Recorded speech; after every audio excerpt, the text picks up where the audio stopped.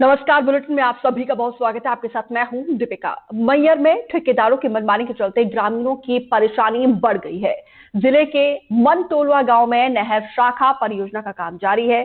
ठेकेदार यहां पे नहर निर्माण के नाम पर लोगों की गृहस्थी उजाड़ने का काम कर रहे हैं। नहर निर्माण के लिए यहां पे नियमों को ताक में रखकर ब्लास्टिंग की जा रही है, जिससे कई घरों में दरार पड़ गई है।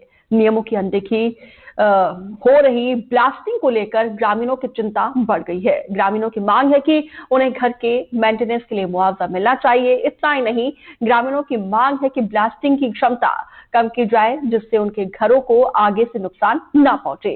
कलेक्टर रानी ने कहा है कि ब्लास्टिंग का मामला संज्ञान में आने के बाद से नर्मदा घाटी विकास के अधिकारियों से रिपोर्ट तलब की गई है। रिपोर्ट के आधार पर आगे की कार्रवाई की जाएगी। ये रिपोर्ट देखिए इस पर। सर, ये जब ब्लास्टिंग हुई ना तो उसके पत्थर ना उसमें पड़े, छांदी में पड़े, सीट में, तो जो खपड़े थे वो फूट गए और दीवार धड़क गई, छतें धड़क गई। जब यहाँ से साहब गए लिखने पढ़ने के लिए तो मैंने बोली कि सर ये दीवार चटक गई है, छतें चटक गई हैं। तो साहब बोले कि इसका जो खपड़ा टूट गया है, अगर ज्यादा नुकसान होगा तो भरपूर किया जाएगा उसको, और इसके अलावा कुछ नहीं बोले। हम इस वक्त ग्राउंड जीरो पर मौजूद हैं और हम आपको दिखा रहे हैं कि ये एक नहर है जो सिंचाई परियोजना के तहत है। इससे कई किसानों को सुविधाएं होंगी, मगर जिस गांव में ये नहर का निर्माण कराया जा रहा है उस नहर में काफ़ी दिक्कतें सामने आ रही हैं। उस नहर के ब्लास्ट के चलते यहाँ पर लगातार ब्लास्टिंग भी होती है। ब्लास्टिंग के चलते लोगों के घरों में दरार भी आती है। ये अपने बड्डे पत्थर गए हैं तो दरवाजे में गए हैं। ब्लास्टिंग से पत्थर आपके घरों में आते हैं? हाँ, दरवाजे में गए हैं। सर आते हैं, थोड़ा देखते हैं, चले जाते हैं। यहाँ पे कहते कुछ नहीं होगा। यहाँ नहर का जो पत्थर है वो आप लोगों के घर में आता है? जी आते हैं सर। वो बगल में है छत जो है तो ढिड़क गया पूरा। हाँ, दरारें आ गई। हाँ, दरारें आ गई। कोई जिम्मेदार सुनने को तैयार नहीं? कोई नहीं सुनने को तैयार। हाँ भी जितने भी घर बने हैं, ज्यादा से ज्यादा घर आदिवासी वर्ग के लोगों के बने हुए हैं और इनके लिए घर बनाना बहुत बड़ी बात होती है। गरीब परिवार के हैं बेचारे। ये ब्लास्टिंग होती है तो इनके घरों में जो बने हुए हैं तो दरारें आ जाती है। घर पूरा गिरने का, क्षतिग्रस्त होने का खतरा है। आपको हम चल के दिखा सकते हैं। कई घर ऐसे हैं कि जिसमें दरारें आ चुकी हैं और उनके लिए कोई प्रावधान नहर वालों ने नहीं बनाया। क्या ब्लास्टिंग जब करते हैं तो क्या सूचना देते हैं इसकी? सूचना बस ये देते हैं कि 200-300 मीटर दूरी पर एकत्रित कर देते हैं लोगों को।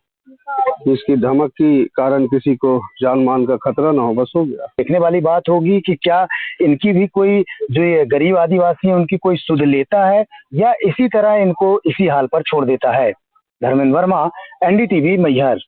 अब हम देख रहे हैं कहाँ क्रैक्स वगैरह आए हैं, है ना। देख के फिर हम रिपोर्टिंग करेंगे और उनके मेंटेनेंस करवाएंगे। हैवी ब्लास्टिंग जो जितनी निर्धारित है उतनी ही, उससे ज्यादा नहीं है। अब आप देख रहे हो कितने चट्टान है बड़ी बड़ी। अगर बहुत हल्की ब्लास्टिंग करेंगे तो कुछ भी नहीं होगा। तो ग्रामीणों को आरोप भी है कि जो नहर की खुदाई हो रही है वो निचले हिस्से में हो रही है, ऊपर सर्वे हुआ था, ऐसा कुछ नहीं ऐसा कुछ नहीं। ये जानकारी संज्ञान में है हमारे, और इसमें हमने जांच रिपोर्ट भी मंगवाई है और एनवीडीए जो विभाग है जिसके द्वारा नहर का निर्माण किया जा रहा है उनसे हमने रिकॉर्ड भी मांगा है और इसमें जो रिपोर्ट प्राप्त हुई है उसके अनुसार हम निश्चित तौर पे कार्रवाई करेंगे।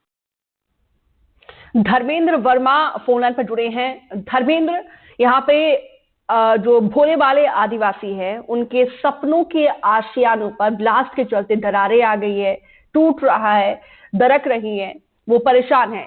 लेकिन ताज्जुब की बात यह है कि कलेक्टर का कहना है कि मामला जो है संज्ञान में आया है। ये ब्लास्टिंग किसी की तो परमिशन मिली होगी तभी ब्लास्ट किया जा रहा है। जी बिल्कुल, बताना चाहूंगा कि इसको जो है तो ये जो नहर है उस नहर का निर्माण नहर शाखा परियोजना के तहत नर्मदा घाटी विकास परियोजना की देखरेख में हो रहा है। कथित तौर पर इसे परमिशन भी मिली है, लेकिन ये मानकों के विपरीत ब्लास्टिंग कर रहा है। काफी बड़े पैमाने पर ब्लास्ट किए जा रहे हैं, जिसके चलते 500 मीटर तक की जो इसकी धमक है वो आती है और लोगों के घरों में दरार आ रही है। जो कई घर ऐसे हैं जिनमें छतें फट गई हैं, तो कई घर ऐसे हैं जिनके घरों में पूरी दीवारें फटी हुई हैं। अब बड़ी बात यह है कि जो ये जिम्मेदार अधिकारी हैं, जैसे कलेक्टर से हमने बात की जब, तो कलेक्टर ने भी कहा कि हमारे मामला संज्ञान में है और हम इस मामले में जांच करा रहे हैं।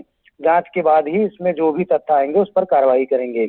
अब नर्मदा घाटी विकास के जो ई हैं वो भी मौके पर पहुंचे थे। जब हम लोगों ने इस संबंध में बात किया तो वो मौके पर पहुंचे, उन्होंने भी यही कहा कि हम इस मामले को देख रहे हैं और जैसे ही, लेकिन किसी ने भी ये शब्द का उपयोग नहीं किया कि जो भी मुआवजा, जो ग्रामीणों के घर फटे हुए हैं उनके मुआवजे को भी कुछ हम प्रावधान करेंगे या उन्हें राहत राशि देंगे, क्योंकि ये नहर है, नहर के नाम पर जो ठेका कंपनी है वो जो वहाँ के ग्रामीण हैं उनकी गृहस्थी को उजाड़ रहे हैं और इसको देखने वाला कोई नहीं है। जी बिल्कुल, क्योंकि यहाँ पे देखिए आदिवासी एक बड़ा वर्ग में मध्य प्रदेश में है और हर एक वर्ग कहता है कि, हर एक पार्टी कहती है कि आदिवासी की वो हितैषी है। आज यहाँ पे देखिए वही आदिवासी अपने आशियाना टूटने के चलते परेशान है। अब उनकी समस्या को भी दूर करना इन्हीं की जिम्मेदारी है। फिलहाल विस्तार से जानकारी देने के लिए आपका बहुत बहुत शुक्रिया।